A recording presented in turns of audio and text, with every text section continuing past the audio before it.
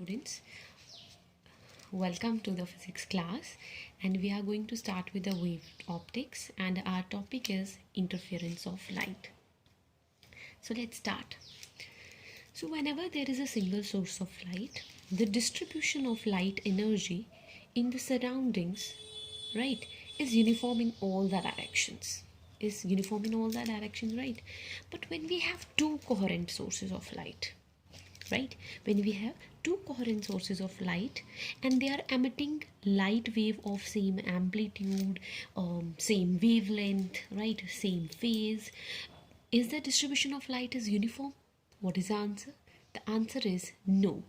When we have two coherent sources of light and they are emitting light of same amplitude and same wavelength, same constant phase difference, right, same altitude, right, so the distribution of light energy never be same, right? What happens, why it is not same? Let's understood.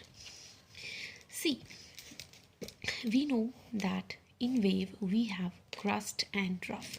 This portion is upward portion is crust and the lower portion is trough, right? So we know that crust is positive and the trough is negative, isn't it? So when we have two sources of light, right, so what happened when we have two sources of light? Let us assume this is A and this is B, right, and the one wave is coming from this, the second wave is coming from the second source of light. When they are going to superimpose on each other, what happen? When they are going to be superimposed on each other, what happen? At some point, the crust of one wave falls on the trough of other wave, right? And maybe the crust of one wave falls on the crust of other wave. So when the crust and crust are going to be superimposed, what happened? The value becomes positive. But when the crust fall on the trough, what happened? The value becomes negative. Exactly. So where the crust of one wave falls on, I'm talking about this, crust of one wave falls on the trough of other wave, falls on trough of other wave. What happened?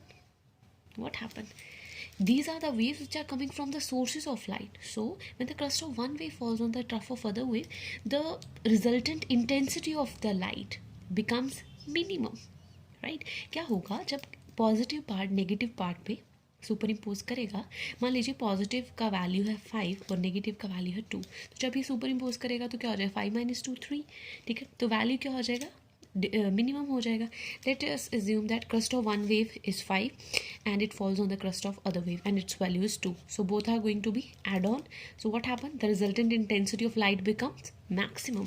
So we can write, when the crust of one wave fall on the trough of other wave, the resultant intensity of light wave becomes minimum. But in this case, when crust falls on crust of other wave, ठीक है, crust of one wave falls on crust of other wave, what happened? The resultant intensity becomes maximum, right, and here it becomes minimum.